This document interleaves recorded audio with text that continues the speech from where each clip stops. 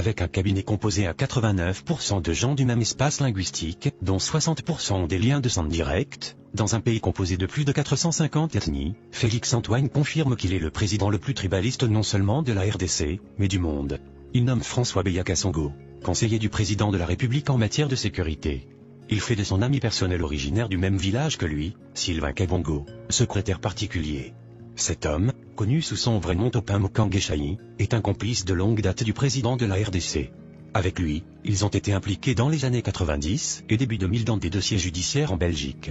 C'est ainsi que, pour fuir la justice européenne, Topin Kabongo s'était réfugié au Canada où il vivait de l'aide sociale jusqu'à la nomination de M. Félix-Antoine à la tête de la RDC. Topin Kabongo fait nommer ses deux frères, M. Jean-Claude Kabongo et M. Badibanga Kabongo, respectivement conseiller spécial en matière d'investissement et conseiller spécial en matière de lutte contre la pauvreté.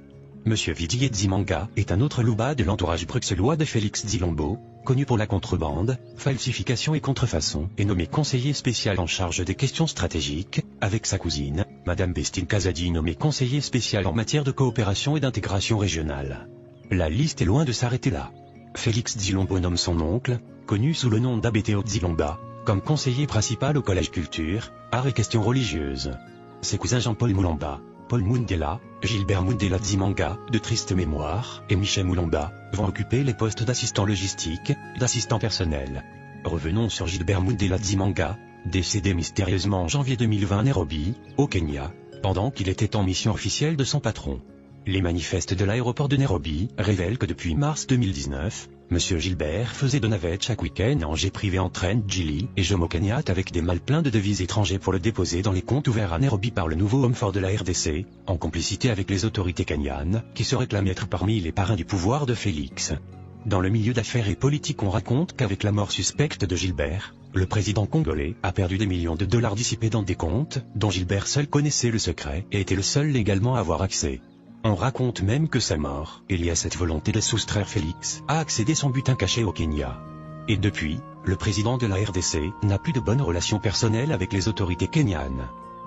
Revenons à notre chronique du tribalisme à la tête de la RDC.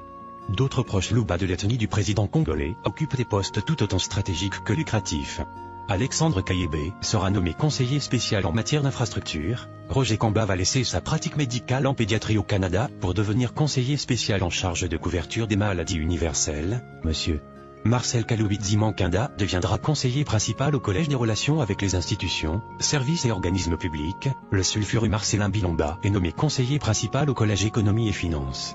Le cousin de Félix Ambroise Kazambou Mokinei est porté à la tête du déconseiller en charge de planification, agriculture, pêche et élevage. Le collège infrastructure sera confié à David Mukeba Kalangé. Madame Kalilouda prendra le collège urbanisme et environnement. Le président congolais ne s'arrête pas là. Décidément, il veut donner une santé financière à sa famille biologique aux dépens des finances de la République. Il fait de Patrick Poilivu-Abeya et de Nicolas Kazadi ses ambassadeurs itinérants.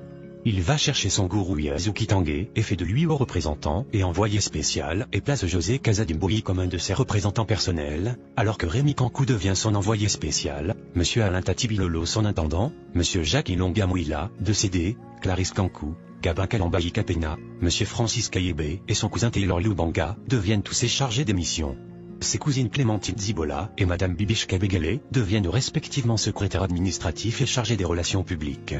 Sans oublier Jean-Claude Bukassa nommé assistant du conseiller spécial du chef de l'État en matière de sécurité, M. Freddy Kangoudia, chef du protocole adjoint, Abraham Levakabwanga, directeur de la presse présidentielle, François Miamba coordonnateur national du conseil présidentiel de veille stratégique, son frère Claude Zizekli, coach sportif personnel du chef de l'État, son oncle, Monseigneur Mulomba, décédé, chef de la maison civile du président. La liste n'est pas exhaustive. Car il suffit de gratter la composition des cabinets de chaque conseiller cité ci-dessus pour constater que la quasi-totalité de ces cabinets sont composés des membres de famille de ces conseillers, tous louba, comme le chef de l'État congolais, Antoine Félix Dzilombo. Ni le parti politique de ce président, ni les ministres qu'il a placés au sein du gouvernement de la coalition ne font la différence.